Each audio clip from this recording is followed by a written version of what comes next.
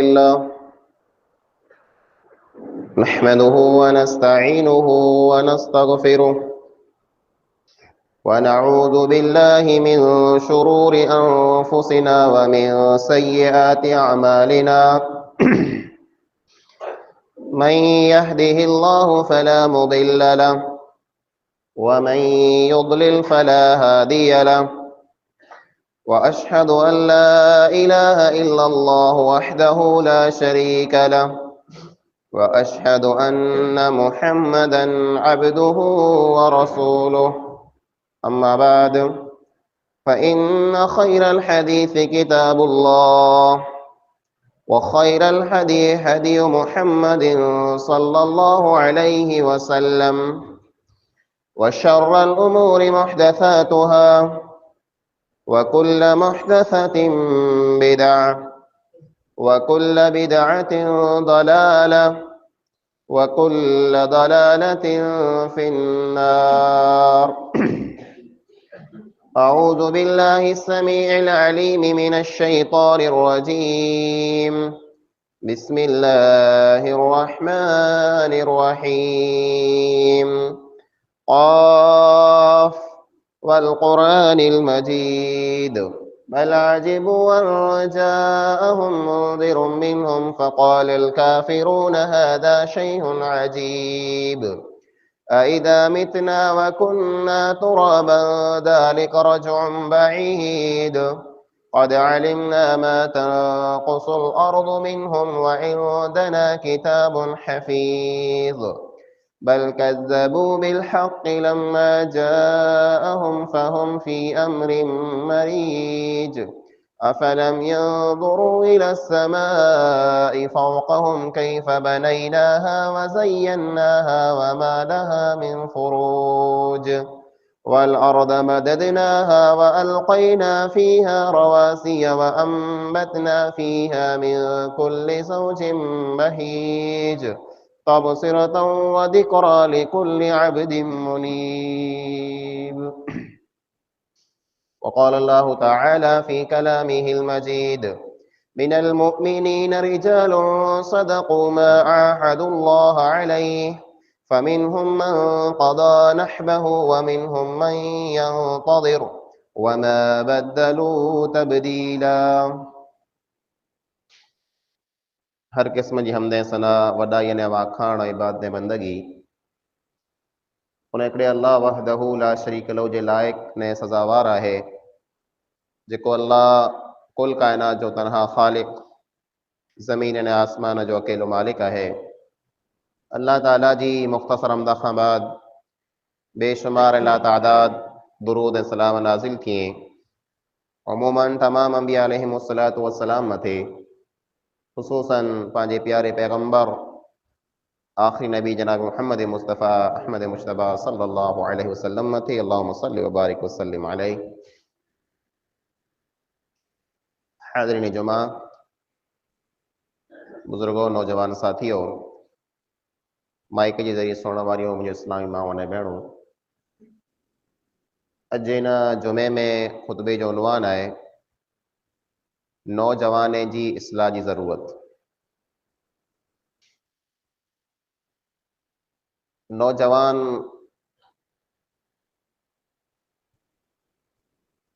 कंहिं पण क़ौम जो हिकिड़ो मेन थंब आहे। पंहिंजो माहौल ने पंहिंजो मुआशरो जेकॾहिं पाण बनाए सघूं था त नौजवान बनाए सघूं था ऐं पंहिंजे माहौल अने मुआशरे खे जेकॾहिं फिटाए सघूं था त पाण नौजवान फिटाए सघूं था। हिकिड़ो नंढो बच्चो वे इन में एतिरी सम्झ नथी वे, सुध नथी वे, न ताक़त पण नथी वे जेको कमु करे सघे। को वॾो इंसान वे, बुज़ुर्ग वे, पीरसन वे, उन वटि सुध पण आहे, सम्झ पण आहे, पण उन वटि ताक़त न आहे जो को कमु करे सघे। नौजवान जेको आहे इन वटि सुध पण आहे, सम्झ पण आहे, ताक़त पण आहे। नौजवान कंहिं पण क़ौम लाइ करे कमर जी अने तेड़े जी हॾी आहे। इंसान जो हथ जुड़ी पे तो इंसान हलंदो पियो, पग में जा जुड़ी पवंदो त पण इंसान हलंदो पियो, पण तिड़े में जा जेकॾहिं कोई इंसान जुड़ी पे तो उनजो हलणु मुश्किल है। ईअं जेकॾहिं कंहिं समाज जो, कंहिं सोसाइटी जो, कंहिं मुआशरे जो, क़ौम जो नौजवान जेकॾहिं फिटी वञे, बिगड़ी वञे, ख़राब थी वञे, त सम्झी लाइ उहा क़ौम, उहो समाज तिड़े में जा जुड़ी पियो आहे। पंहिंजे नौजवान जी हालत पाण ॾियारियूं था त पंहिंजा नौजवान ॾींहं ॾींहुं मुसलसल लगातार फिटनि पिया। सुधारे जो या पिंड खे बनाए जो, त पिंड जे अंदरि कीअं का तब्दीली पैदा करे जो, पाण खे कीअं ॾिसी नथो जे नौजवान कॾहिं सुधरंदो। पंहिंजे समाज में बुराइयूं, बदकारियूं, बेहयाइयूं जेकॾहिं आम आई त नौजवान आम कयूं आहियूं। पंहिंजे समाज मां जेकॾहिं हया ख़तमु थी आहे त नौजवान ख़तमु कयूं आहियूं। पंहिंजे समाज में जा जेकॾहिं हिक ॿिए जो लिहाज़ करणो, हिक ॿिए जी ॻाल्हि रखणी, त कंहिंजो चयो करणो, कंहिं मुड़ी वञणो, कंहिं अॻियां कंधु नमाए ॾियणो, ई मड़े वस्तु जेकॾहिं ख़तमु थी वई त नौजवान ख़तमु कयूं आहियूं। अॼु जो नौजवान उन चीले मथे आहे, उन रस्ते मथे आहे जंहिंमें ई नौजवान पिंड पण बर्बाद थिए थो न पिंड जे समाज खे पण बर्बाद करे पियो। उहा वाट जेको वाट पां झलई आहे, उहो रस्तो जंहिं रस्ते मथे पां वञूं पिया न, उहो अख़लाक ने आदतूं जेको पंहिंजे अंदरि आई, इन अख़लाक से, इन आदतें से न अॻे क़ौमूं कामयाब थियूं न अॼु थींदियूं। बिगाड़ न ख़राब घणो आहे, इस्लाह जी ज़रूरत पण आहे, सुधार जी ज़रूरत पण आहे, पण सुधारो पैदा कीअं थिए। आऊं जरा ॻाल्हि कई आहे जे नौजवान खे सुधारियूं, त पंहिंजी क़ौम खे पाण सुधारियूं, पंहिंजे समाज खे पाण सुधारियूं, त पाण वॾियूं वॾियूं ॻाल्हियूं कयूं था जे ही न थियणो खपे, हू न थियणो खपे, पण हिकिड़ी मेन वस्तु जेको समाज खे सुधारे लाइ करे ज़रूरी आहे, मिणी कत वधारे ज़रूरी आहे, उहो पंहिंजे अंदरि न आहे। उहा वस्तु इहा आहे जे इंसान पिंड खे सुधारे।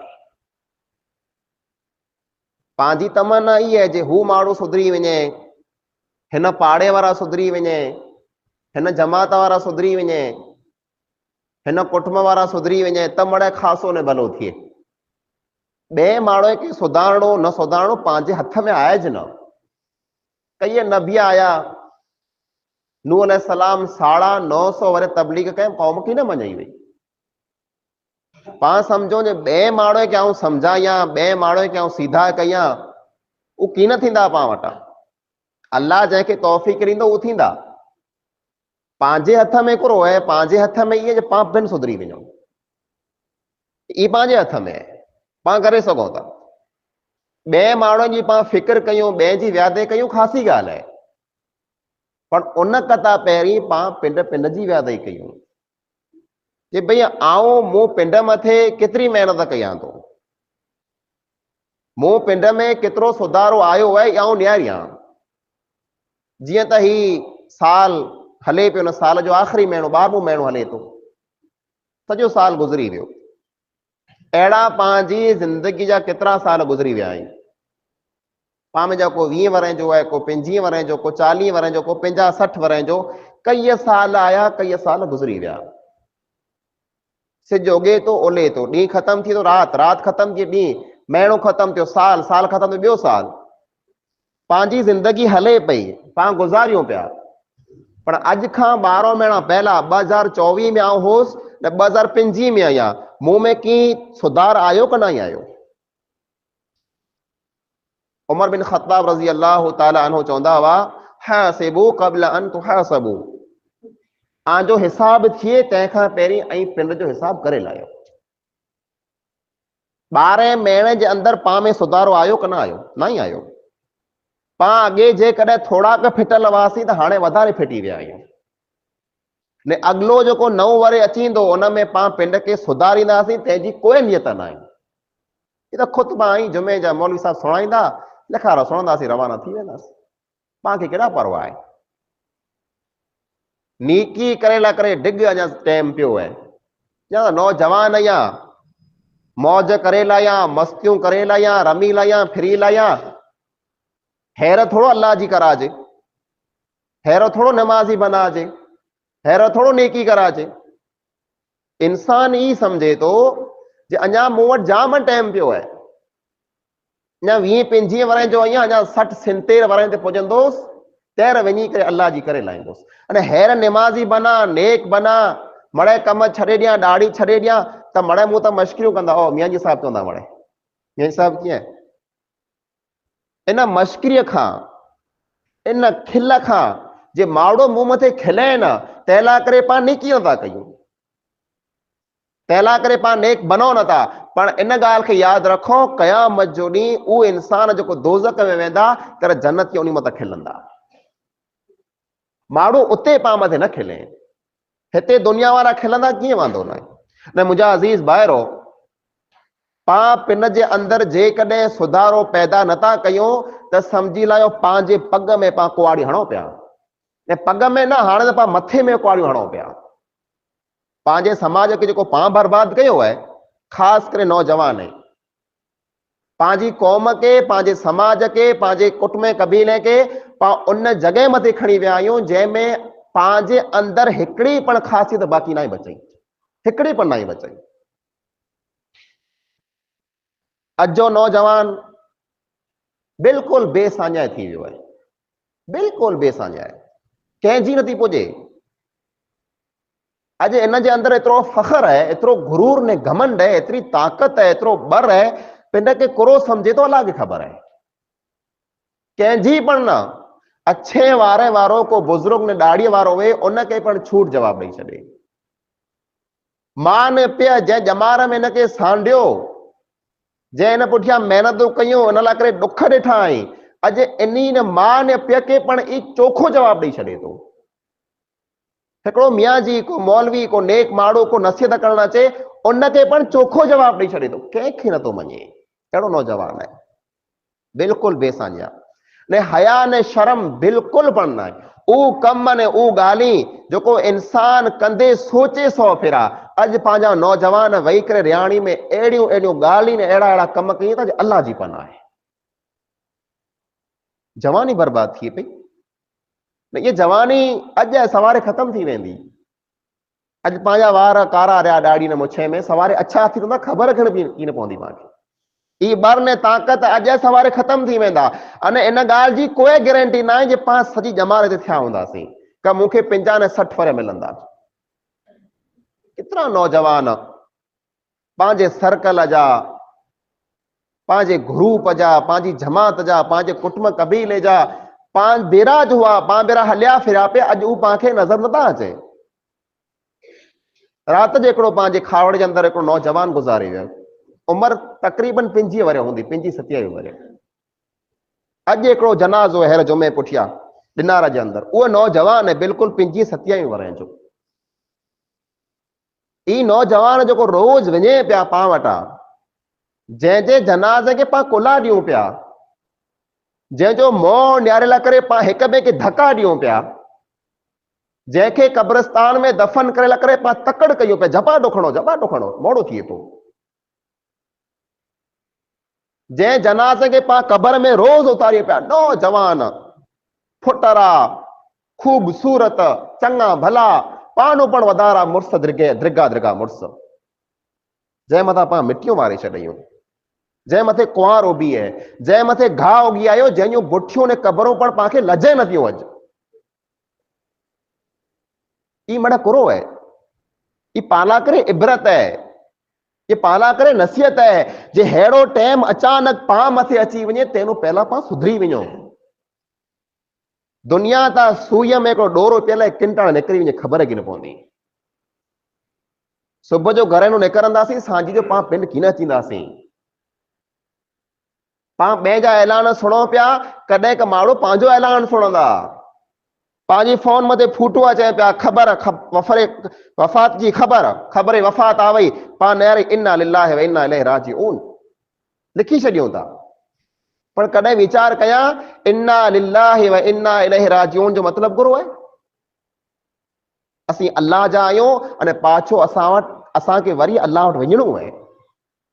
इन्ना लिल्लाहि व इन्ना इलैहि राजिऊन असीं अल्लाह जा आहियूं ने पाछो असांखे अल्लाह वटि वञिणो आहे। पाछो वञिणो आहे त तयारी करो पए तो हिन हालत में अल्लाह वटि वेंदे हिन हालत करो नौजवान जी मुछे जा पूरा चढ़िया पिया आहिनि ने अॼु पंहिंजा नौजवान उन ढंग मथी आई कंहिं नौजवान खे पुछूं कीअं ईअं अल्हम्दुलिल्लाह अल्लाह जो शुक्र है ठीक है या बराबर या न ओ पूरा चढ़िया पिया आहिनि पूरा चढ़िया पिया आहिनि।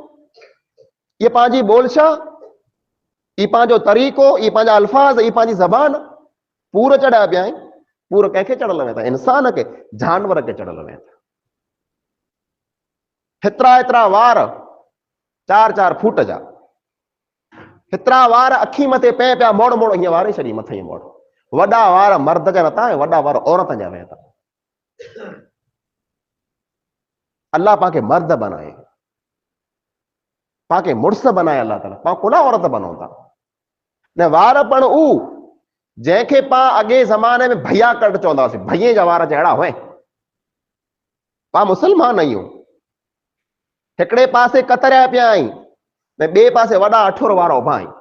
हदीस में मनाई करे मां वई नबी करीम सल्लल्लाहु अलैहि वसल्लम कज़ा खां मना कयो कज़ा करे के चवाजे इंसान अर्धो मथो कतराए छॾे अर्धे के बाक़ी छॾारे स्टाइल बनी वई आहे स्टाइल न आई अॻे माण्हू उठे ने घोड़े खे ईअं बनाईंदा हुआ अर्धा वार कतरींदा अर्धा छॾींदा हुआ। इंसान बने वारे रस्ते मथे पा न इहो पा जानवर बने वारे रस्ते मथे वञो पिया ॻाल्हियां खे ॾुखियूं लॻणियूं पर हक़ीक़त है पंहिंजे नौजवान खे ॾिसी करे ॾुख थिए थो कि किन वाट मथी वञे पिया।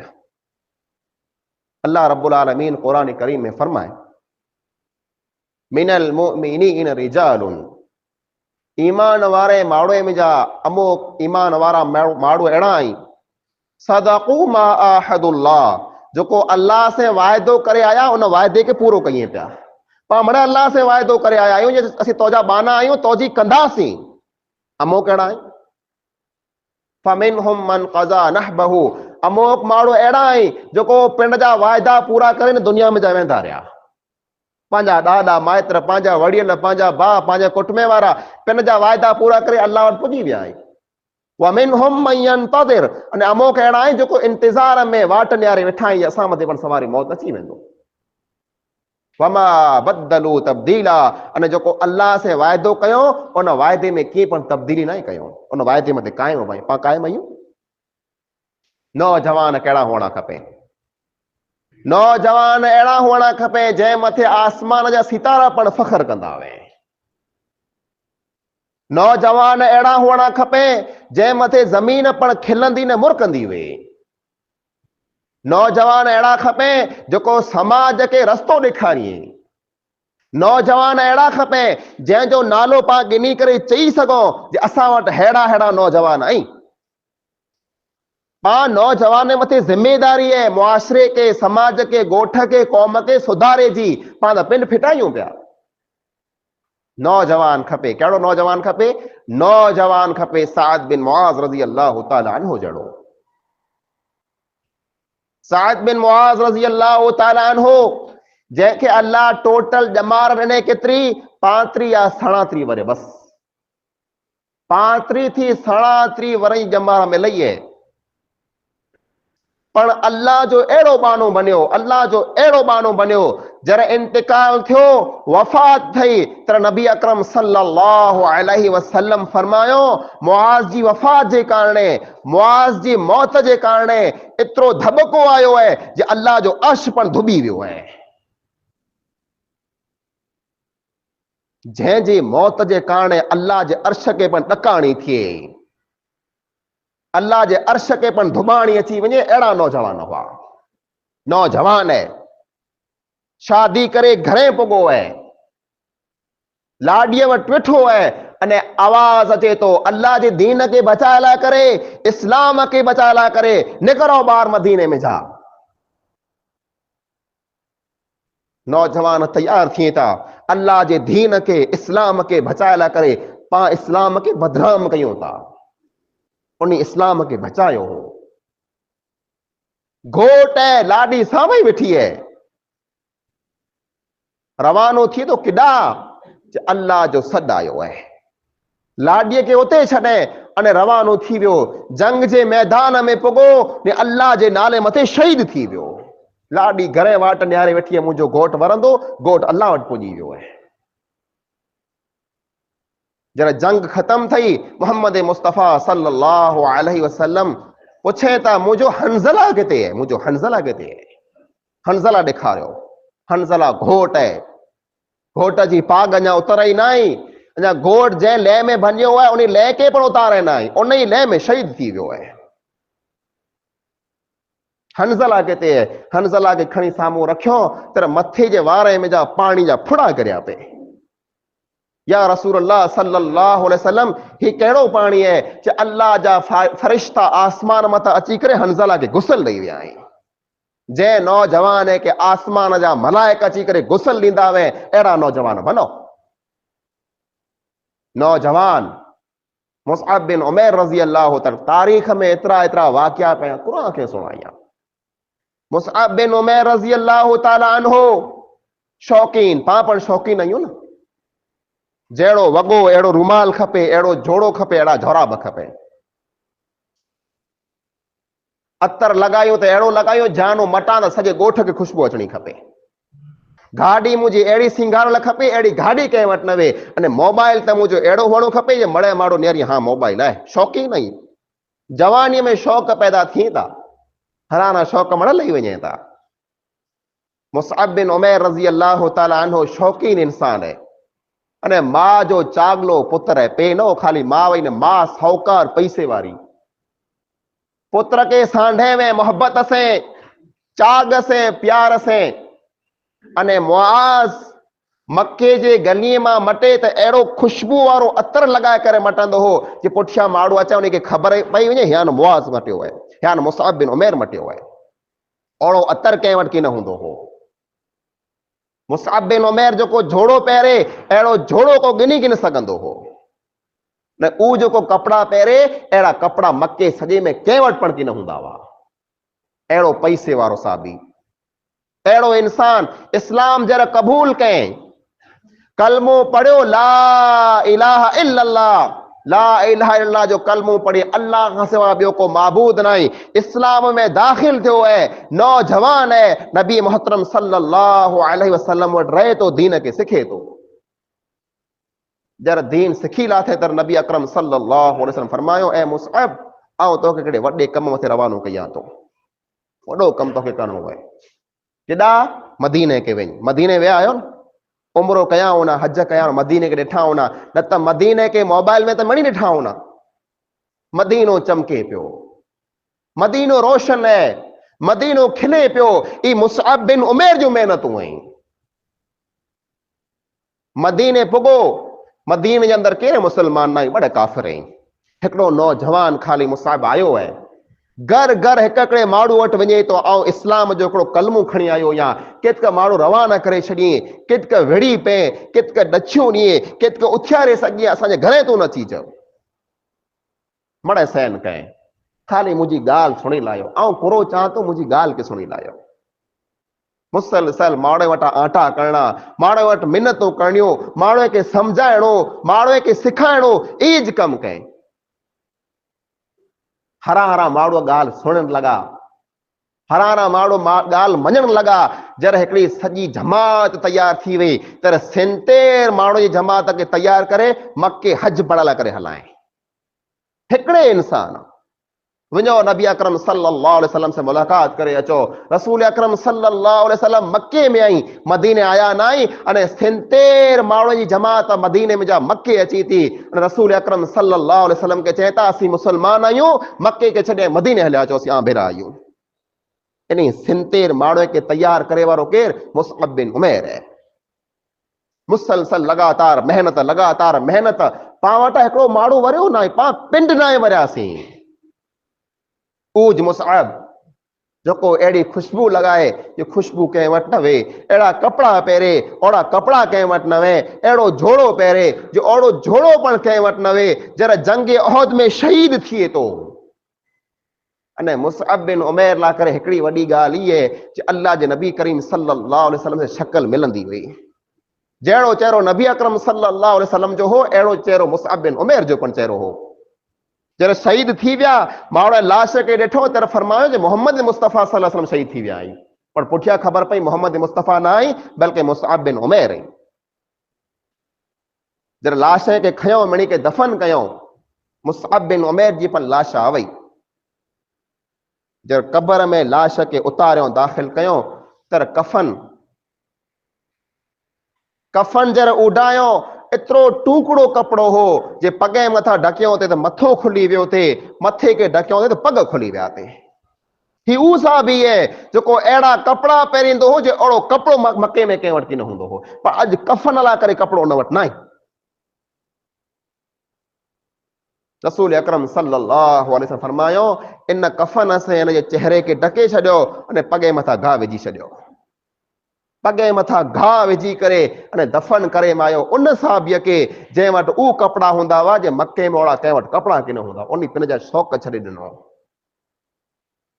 उन पंहिंजे कपिड़े खे छॾे ॾिनो। असांखे दीन खपे, असांखे इस्लाम खपे थो, पाण कहिड़ो खपे थो पंहिंजी राति ॾींहुं झूम दुनिया पुठियां, पैसे पुठियां, गाॾी खपे, मोबाइल खपे, कपिड़ा खपे, जोड़ा खपे। न इहा हालत है पंहिंजे नौजवान जी जे नौजवान 25 वरे जा 30 वरे जा ने हिनिया मोहन त कमज़ोर एतिरा थी विया जी 25 वरे जो न बल्कि 50 ने 60 वरे जो डोसल बनी विया। 2 किले जी वस्तु वज़न वारी खणी न सघे, कुला बधाण खाई विया, पानकी मोह में जय, विमल मोह में जय, अने जिते वञे थुकारो करे अचे, अहिड़ी थुक फिकाए अचे कि सॼी ॼमार मींहं वसे पिया थुक लहे पण न। ई नौजवान, अहिड़ो नौजवान खपे। ईयरफोन कने में लगा पिया ऐं गाना ने कलाम सुणे पियो, मोबाइल मथे वेठो आहे, वार हेतिरा वॾा हीअं लोॾे पिया अखियूं अॻियां, मुंह में पानकी ने मोड़ मोड़ थुक फिकाए छॾे। ही नौजवान है, ये मुसलमान है जिन्हें देख के शर्मा यहूद। अहिड़ा मुसलमान जंहिंखे ॾिसी करे यहूदीअ पण शर्माई था, मुसलमान हेड़ा वेंदा। पाण किन वाट मथे वञूं पिया, पाण किन चीले मथे वञूं पिया, अने पंहिंजे अंदरि जेको बुरायूं आई, पंहिंजे अंदरि जेको ख़राबियूं आई, इन मथे अल्लाह रब्बुल आलमीन जेकॾहिं पंहिंजी पकड़ करण मथे आयो त दुनिया में पण पाण मथे को वॾा अज़ाब अची सघनि था। नौजवान में हिकिड़ी जेको बुराई आम है उही है जे बुराइयूं ने बदकारियूं कयूं था अने पोइ रियान ने महफ़िल में वेही करे ॻाल्हियूं पण कयूं था। अहिड़े इंसान जे बारे में नबी अकरम सल्लल्लाहु अलैहि वसल्लम फरमायो कुल्लु उम्मती मुआफन इल्लल मुजाहिरून, मुंहिंजी सॼी उम्मत खे माफ़ी मिली वेंदी, अल्लाह मिणी खे माफ़ करे छॾींदो। सॼी उम्मत खे माफ़ी मिली वेंदी, पर मुजाहिर माण्हू खे माफ़ी कीन मिलंदी। साहबा कराम पुछो या रसूल अल्लाह सल्लल्लाहु अलैहि वसल्लम ई मुजाहिर माण्हू केरु आहिनि? फरमायो ई ऊ माण्हू आहिनि जेको राति जी तन्हाईअ में अंधेरे में गुनाह कयूं था, अल्लाह ताला उन जे गुनाह मथा पर्दो विझी छॾे, कंहिंखे ख़बर न आहे पई, कंहिं ॾिठो पण न आहे, गुनाह कयो, ग़लती कयो, अने सुबुह जर थिए थो अल्लाह इन जे गुनाह खे लिकाए थो, पर ई पिन नथा लिकाइए। माण्हू वटि वेही करे ॻाल्हियूं कयूं था, राति आऊं हेॾा वियोसि ने मूं हीअं कयो न मूं हूअं कयो, बुराइयूं पिन जूं बदकारियूं माण्हू खे सुणायूं था, अहिड़े माण्हू खे अल्लाह क़यामत जो ॾींहुं माफ़ जेकी न कंदो। पाण वटि आम आहे इहा वस्तु, जिराख पण पाण खे हया ने शर्म न आई, पाण इन वस्तु मथे चर्चाऊं कयूं पिया, इन वस्तु मथे पाण रियाणी ने खिलूं कयूं पिया, मश्किरियूं कयूं पिया, पंहिंजी हया केॾा वेंदी रही। अल्लाह जे नबी अकरम सल्लल्लाहु अलैहि वसल्लम फरमायो इज़ा लम तस्तही फस्ना मा शैता, जॾहिं तो में हया न वे, तो में शर्म न वे, तोखे खपे तो ईअं कर, हाणे पुकुर कयूं न। पंहिंजा जेको गुनाह रहिया तन्हाई जा गुनाह, मोबाइल पाण मिणी जे हथ में जाए, रात जो तन्हाई जो टाइम है, पंहिंजो रूम है, पाण पिंड आहियूं, ॿियो को आहे न, इन मोबाइल में पाण कोरो कोरो न्यारियूं था, कोरो कोरो सुणो था, पाण खे ख़बर अल्लाह खे ख़बर है, पाण वटि अमल आई पण न। पर नबी अकरम सल्लल्लाहु अलैहि वसल्लम फरमायो लअअलमन अक़वामन मिन उम्मती यातून बिहसनातिन अमसाल जिबालति हामतिन बैदा, मूंखे ख़बर है, आऊं सुञणा तो मुंहिंजी उम्मत में जा उन माण्हू खे जेको क़यामत जो ॾींहुं अचींदा अने डूंगर जेतिरा अमल खणी अचींदा। केतिरा अमल खणी अचींदा? ॾूंघरे जेतिरा अमल पाण ताईं पढ़ना ॾूंघरे जेतिरा अमल खणी अचींदा अल्लाह रब्बुल आलमीन ॾूंघरे जहिड़े अमल खे धूड़ बनाए करे उॾाए छॾींदो हिकिड़े अमल खे क़बूल पण की न कंदो या रसूल अल्लाह सल्लल्लाहु अलैहि वसल्लम सिफहुम लना वजल्लिहिम लना अल्ला नकून मिनहुम व नहनु ला नअलम सहाबा किराम चए था असां चयो अल्लाह जा नबी सल्लल्लाहु अलैहि वसल्लम असांखे ॾचो ई माण्हू केरु हूंदा असांखे सम्झायो ई माण्हू केरु हूंदा थी सघे असांखे ख़बर न हुजे असीं पण उन में थी वञूं असीं बचूं तंहिं लाइ करे असांखे सम्झायो ई माण्हू केरु हूंदा फरमायो अमा इन्नहुम इख्वानुकुम आजाज बा हूंदा वमिन जिल्दतिकुम आजे कुटुंब में जा आजे कबीले में जा आजे समाज में जा आजी कौम में जा हूंदा वयाखुज़ून मिनल लैल कमा ताखुज़ून रात जो उथी करे तहज्जुद जूं नमाज़ूं पढ़ंदा नेक हूंदा नमाज़ूं पढ़ंदा वलाकिन्नहुम इज़ा खलो बिमहारिमिल्लाह इंतहकूहा पर जहिड़ा तन्हाईअ में सुञ में उन्हीं खे को गुनाह करे जो मौक़ो मिलंदो तहिड़ो गुनाह करे विझंदा अल्लाह खां डिॼंदा की न तन्हाई सुञ केरु हिते ॾिसे थो पाण खे गुनाह माण्हू के साम्हूं मिठा मिठा माण्हू के साम्हूं नेक नेक खासा खासा भला भला तन्हाईअ में सीम में सुञ में रूम में को आहे न गुनाह मथां गुनाह कंदा अल्लाह अहिड़े इंसान जे नेकीअ खे ॿारे छॾींदो दुखाए छॾींदो ख़तमु करे छॾींदो मुंहिंजा अज़ीज़ भाइरो ॻाल्हि पाण जाम सयूं हुई ऐं आ मणी के ने ख़ासि करे मुंहिंजे नौजवान भाई खे नसीहत करणु चाहियां थो पंहिंजे कुल मथे भार आहे पाण मथे ज़िमेदारी आहे पंहिंजे समाज खे सुधारे जी पंहिंजे क़ौम खे पंहिंजे ॻोठ खे सुधारे जी पाण मथे ज़िमेदारी आहे पाण ईअं बिल्कुलु न सम्झो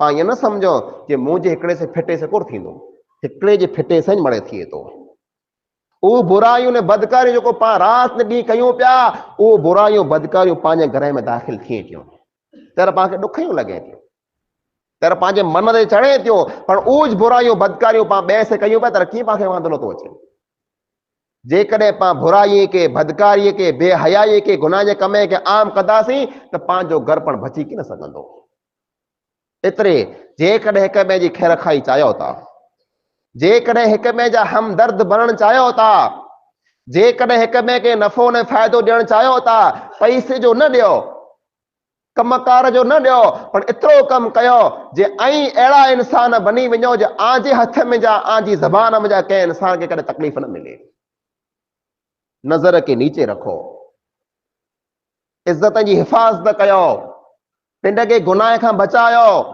बुराई बदकारी खां दूर भॼो अने अल्लाह रब्बुल आलमीन खे यादि कयो नेक बनो अने अहिड़ा नौजवान बनी वञो रसूल अकरम सल्लल्लाहु अलैहि वसल्लम फरमायो हो सबअतुन युज़िल्लुहुमुल्लाहु फी ज़िल्लिही यौम ला ज़िल्ला इल्ला ज़िल्लुहु 7 क़िस्म जा इंसान जेके अल्लाह रब्बुल आलमीन अर्श जे हेठि छांइ नसीब कंदो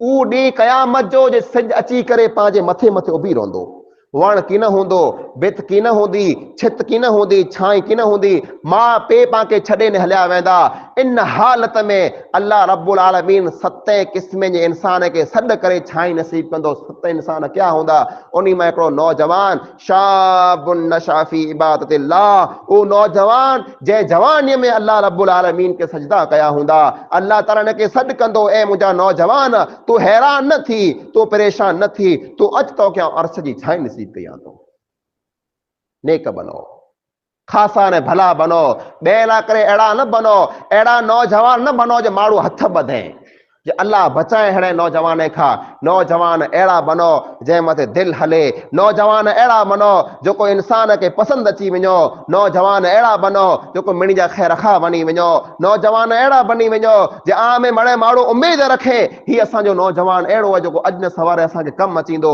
कुला पिन जी जवानीअ खे विञायो पिया कुला पिन पिन खे बर्बाद कयो पिया अॼु मौक़ो आहे सवारे मौक़ो कीन मिलंदो अॼु चङ भलाई आहे अॼु ताक़त आहे अॼु कुवत आहे अॼु मड़े पां वटि आहे अल्लाह ताला पाखे ॾिने हिन मां फ़ाइदो किनी गिनो क़ौम खे समाज खे फ़ाइदो ॾियो ऐं पिंड खे पिणु फ़ाइदो ॾियो अने अहिड़ा को पिणु कम न कयो जंहिंमां पिंड खे नुक़सानु थिए अने आंजी क़ौम ऐं समाज खे नुक़सानु थिए। अल्लाह रब्बुल आलमीन खां दुआ आहे जेकी पिणु ॻाल्हि पाण क़ुरान हदीस जे मुताबिक़ सुयूं अल्लाह ताला पाण मिनी खे अमल करी तौफ़ीक़ अता फरमाए। अल्लाह रब्बुल आलमीन पाण खे नेक बनाए, पंहिंजे नौजवान खे अल्लाह रब्बुल आलमीन सुधरी तौफ़ीक़ अता फरमाए, पंहिंजे नौजवान खे अल्लाह रब्बुल आलमीन सच्चा पक्का मुसलमान बनाए, जैसे अल्लाह पाक के जियारे इस्लाम मथे जियारे पंहिंजो ख़ात्मो ला इलाहा इल्लल्लाह मथे फरमाए। जेकी पण मुसलमान भाउ बीमार आई अल्लाह उनखे शिफ़ाए कामिला अजला अता फरमाए। जेकी पंहिंजा माइट पंहिंजा वडील मरी विया अल्लाह उनजी क़ब्र खे कुशादा फरमाए। आमीन सुम्मा आमीन व आख़िरु दावाना अल्हम्दुलिल्लाहि रब्बिल आलमीन।